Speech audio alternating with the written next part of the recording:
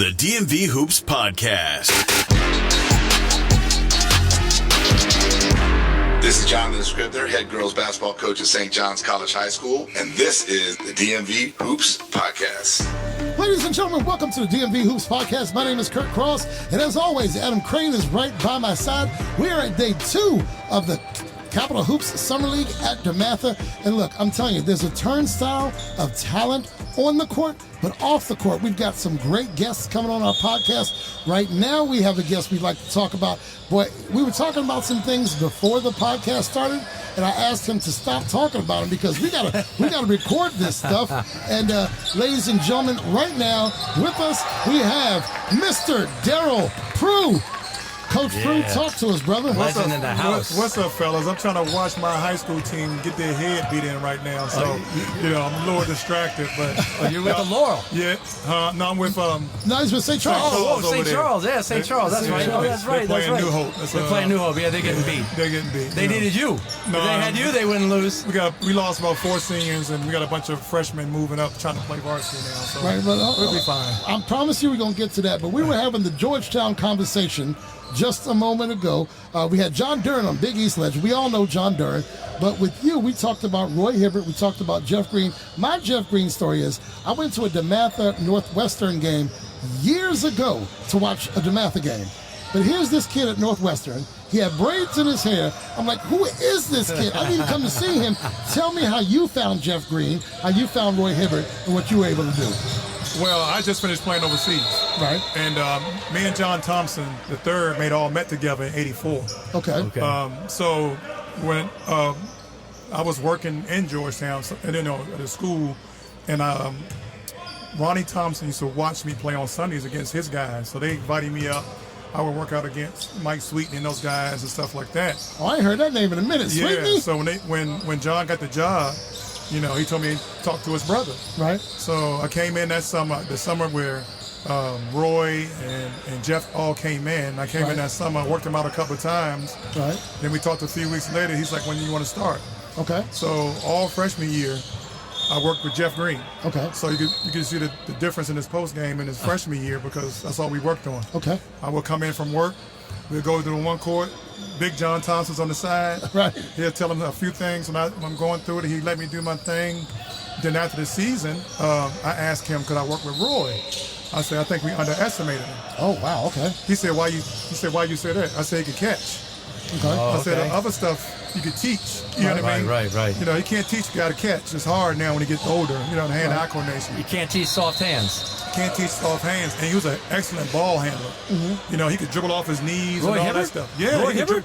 If you watch his freshman year, he used to catch the ball a lot at the top of the key. We call it 1-2-2. Okay. And we make plays from there. Nobody ever stole the ball from him. Wow. Yeah, nobody ever stole the ball from him. Wow. But he'd get a rebound, they steal it. So we had to work on that part. Right. You know what I mean? Yeah.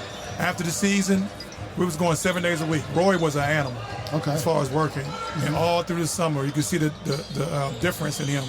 And then I would work with Jeff on wing stuff. Okay. Yeah. So, we have been in the same time, but then I make Roy do some wing stuff too, just to help with the footwork. Right. And the development was amazing. You see his sophomore year, in his junior year, he was a whole different guy. I got a question though. Are you responsible for the fact that Jeff Green has played 437 seasons in the NBA? I mean, no, seriously. Even my kids, my daughter is 16, my son is 15, and they know how long Jeff Green, he's got to be on season 16 or 17, at least. Man, I didn't never think I thought Roy would play longer because Roy wasn't a jumper. Right. So I thought he was bigger, so I didn't think Jeff would play this long. I mean, he just knows how to play. That's Uncle Jeff. Uncle Jeff knows how to play. One of the players, he plays like me, but he's way more athletic than I am. Right, he can do the same things, pass, score in the post, shoot it. So, the older guys at Georgetown, his first year used to call him my mini-me. Right. But he was, he's amazing. You know what I mean? Just amazing talent and amazing. His family was amazing. Everything about him was like the work ethic. Even though we would have 3-4 hour practices, and after practice we'd do some stuff just to keep him sharp. And it all showed. It all came up on the court. Whatever you did with Jeff Green freshman year, man, it worked. Over. Let me tell you, that guy, kept getting better and better. Before we go any further, we got to make sure we put this out there. This is Coach Darryl Prue. If y'all want to find him on Instagram, it's DPrue, DPRUE24. On X, formerly known as Twitter, it's at PRUEWVU.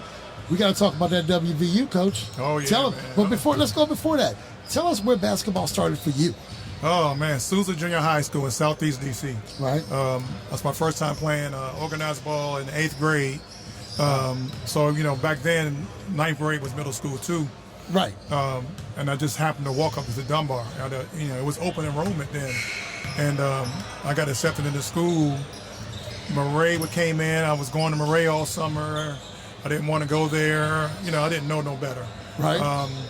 Then when I didn't go there, then it was H.D. Woodson. So I went to H.D. Woodson for a day, and my record was at Dunbar. So I went to go to Dunbar to get my stuff, and I met Jodine Davison, and nobody never heard of me before. I'm 6'4", 6'5", walking in the building. And this is 9th grade? This is 10th grade. 10th grade. 9th grade, we didn't, have high school basketball. Oh, that's right. It was middle school. That's right. That's right. So they were. So I saw him. I met him. And he wouldn't let me out the building. And I ended up staying. There you go. And it worked out for me. And then a year later, I'm first team All-Met. I was made All-Met 2 years ago. I know. You know who else knows that? My wife. She just sent me this. I told her Darryl Prue on. She said, "You mean West Virginia U Sports Hall of Fame?" I love that. They know you. Yeah. She's from Buffalo. How does she know this? It's a guy that went to West Virginia from Buffalo named Lester Rowe. Okay. Lester Rowe from Buffalo. He was there right before I was. So, okay. All right. When he left, I came in right after him. But you DC. Yeah. All you DC. Chicken wings and mambo sauce DC. All DC. You air raid and Petworth DC. That part. Because I'm that DC. Part. Yeah, Southeast Minnesota Avenue. Come on, man. Southeast Minnesota Avenue. I'm talking Robinson Place, Stanton Road. I'm talking all that. Yeah, I'm more Minnesota Avenue, Ridge Road, 37 Place, Eli Place. Yeah. Okay. Yeah. All right. Where was the pickup game around there? Where was the pickup game near Minnesota Ave? I used to go across the highway to Anacostia Park, up the hill to Fairfax Village, Okay. or Ridge Road. Got you. Yeah. Got you. Yeah. Oh, my goodness. I'm asking all the questions. What you got, Adam? Hey, so Darryl, right now you're Coach Scout Player Development, and you're helping out, and you're here to see your old high school team, St. Charles. Why? Who was when you look back, who was the person that made a difference for you in player development, whether it was 8th or 9th or 10th grade? Was there somebody that you like to emulate as somebody who made a difference in your player development? Because whoever got to you started playing organized ball in 8th grade. Well, you went from organized ball in 8th grade as your first year in basketball to playing at West Virginia. Hall of Fame, West Virginia. Hall of Fame in West Virginia, and being a stud overseas. I mean, we've had today John Duran and Darryl Prue. It's like Legends Day on our podcast. I mean, I'm in shock. I can't believe we're sitting here interviewing John Duran, Bebe, from Georgetown, and Darryl Prue from West Virginia. I mean, these are the guys I was cheering them on. Yeah. I mean, I'm a huge Big East fan. I mean, you're like my heroes. I'm in shock. But tell me, was there somebody back in the day? There was a lot of people, and the biggest thing, when I told you I went to Murray one summer, there was a guy, Butch McAdams, rest in peace. He was the old coach at Murray and the radio personality. Right. He had a coach with him who's not here no more. We called him Spook. Okay. He taught me all these fundamentals, footwork around the basket. Right. He was about 5'8".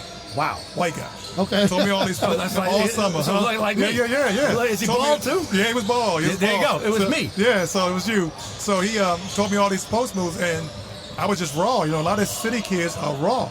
Right. You give me fundamentals, and I consider myself a learner. Yeah. I learned and know how to put this stuff together and watch and learn from other people. It was him.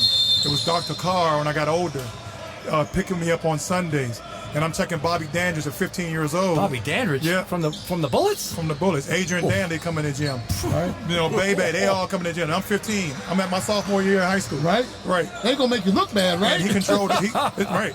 So he had a gym, 30 people in the gym. We got officials walking by. What's up, brother? 30 people in the gym, and he puts the people on the floor who he wants on the floor. Right. So I had to go back. If I lose the game, I go back and guard Bobby Dandridge. 3 hours. Right? Yeah, man. It was that's incentive. So I go back from high school sophomore, averaging 6 points a game, to averaging 20 the next year, being All-Met. My man. You know what I mean? Because it's the level of competition and raised my level of talent level up so high. And I had a legendary high school coach that year, Jodine Davison. No water breaks, huh? Oh, okay. Yeah, no water breaks. They don't know about no water breaks. no No water break. Gatorade. Yeah. No foam posit shoes. Nothing. Yeah. Just playing. We're playing on Chuck Taylors and old Nike Airs. That's right. Oh, man. But look, we got all this action in front of us. What are you looking to see? Because we haven't even gotten to St. Charles yet. What are we looking to see in our team this summer, Coach? Well, I know this league, I think it was the last team to get in here in the league. Okay. And my team was young. I wanted them to see how the high level of basketball here in the D.C. area instead of just in St. Charles. Right. I'm not trying to win St. Charles League. I'm trying to win the state.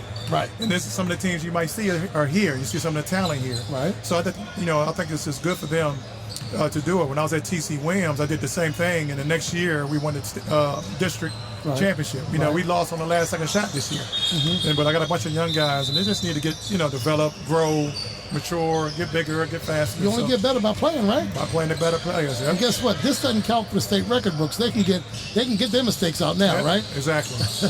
Adam, close this thing out, man. Well, you mentioned T.C. Williams. Did you coach at T.C. Williams? Yes. Okay. Is that high school? Yes. T.C. Williams. Yes. That's 3300 King Street. I know The TC. same T.C. Williams in Northern Virginia. Yeah. The famous movie. Remember the Titans, Yeah. Remember the Titans. One of the best movies ever. I'm the coach that got assaulted. That was me. Seriously? Yeah. You're kidding? That was all on the news 5 years ago. No kidding. Yeah. That was me. Can we? I don't. It was a parent whose son was on my team who was in a walking boot for a month. He got cleared 2 days before a game. Right. So the game was going on. Somebody was behind me talking. I didn't know who it was. I asked him, stop. So he said some things. Right. So I went in there. It's like, who you talking to like that? He said, I wasn't talking to you. Right. The parent, come to find out it was the parent's stepbrother or whatever. He comes and, he pushes me. Tried to mix it up, right? Yeah, you know what I mean? Like, it was just an unfortunate situation. And I had to talk to the guy later on in the court, but we didn't actually go into the court. And he's like, I moved on. I said, you moved on, but not my name has been drunk through the mud. Where do I get my reputation back? Every interview I go on, they got some reservations, AD positions and stuff like that. Yeah. And you look my name up, it comes up on Instagram, I did something. Where do I get my reputation back? Right. Well, you got your reputation with us. Listen, I remember seeing that on the news. Yeah. Now I remember that vividly. Yeah. That's right. But let me ask you this. Darryl, you grew up in the Chuck Taylors, right? Yeah. All right, I remember those Chuck Taylors. Now, and we're talking 70s, right? So listen, how has the game changed, and what are the forces that have changed the game for the better or for worse, as far as team mentality, playing defense, or a lot of coaches sort of complain about how players don't know how to pass anymore. In modern day and age, all they're looking for is about me, the culture of me. Let me get mine. Let me get my points. Let me get on social media, show them where I'm committed. Boom. It's all me, not the team. Is it true that things have gotten worse as far as it's too individual oriented versus team back when you were playing? Well, the number one thing is kids don't play pickup ball no more. They don't play against. I play against Bobby Danger at 15. Right. He was 30 years old. Right. That's the man that stopped Dr. J. Like, what am I doing in here guarding him? Right. You know what I mean? It's not about me being great then. You know what I mean? It was just a gradual thing. They got these workout guys and never learn to rebound. Right. The guy passing it to them. Right. They don't know how to go to a court where you can't shoot because the older guys don't want you shooting the ball. Right. Unless it's a layup. Right. You know what I mean? And you got to pass it to those guys. Now, just then teaching. There's too many non-qualified trainers and coaches. Right. Because anybody can do it. Anybody can do it. You get a website and now somebody wants to hire you, right? Yeah. And like I told somebody, I didn't learn how to coach. Like even at Georgetown, coming back from overseas, I thought I knew a lot, but I had to sit back and learn. It's different learning how to coach versus learning the game, right? Yeah, it's a big difference. Okay. Right. It was stuff I implemented into coaching from playing. Right. But then there's also stuff that helped me, like even as a teacher, and I learned as a teacher to help coach, just the social part. Right. You know what I mean? Putting things together. I learned from a Jodine Davidson, John Thompson III, Big John. Todd Bowles, and then at Morgan State, I coached there for a couple of years. I coached with, and I played for Jose Madeira in Brazil, who was the team that beat the USA team in the national, national game. Yep. Right. So, you take pieces from everybody, But nowadays, people in basketball don't take pieces from everybody. Listen to one person because they gas them up. That's right. I listen to a whole lot of different people as a player. I learn a whole lot of different things from coaches. And I don't think I know everything. You know what I mean? So I still try to learn. You just touched on something. I think it's sort of the essence of a lot of things. One of the issues today is that a lot of these players go to a single trainer alone and work on speed and agility and strength. Exactly. But a lot of the coaches and the old school guys, like John Duran just commented the same thing, is that the kids don't learn how to play with a team. It's all about themselves and their own skill set, but they're not learning how to play, how to read the defender, how to move the ball, how to, you read each other, how to communicate with each other, how to play defense. Yeah. Like the team organically encouraging each other to play defense. When you were in the playground, I know when you and John Duran were in the playground, you were telling each other, "Yo, do not let him go by you." Right. I mean, He's going right. You don't hear that. But he likes to shoot jump shots. He only do this. He only do that. Right. So today's trainer is so individual oriented. Can you talk about that a little more? Because you're a player. Yeah. You're a scout player development guy. Yeah. What's lost here? What's going on? I just think because they watch TV, they watch a move on Instagram. They watch a move that Steph Curry did. But Steph Curry didn't do that in college. Right. He didn't do that in high school. It's something he's gotten better at. Right. When I started working at Georgetown, I started working with Roy. Bebe was working out tractor trailer. He was working Andrew Bogart out for the draft. So I would ask him some questions. He said, "Darryl, you know how to do this. You played.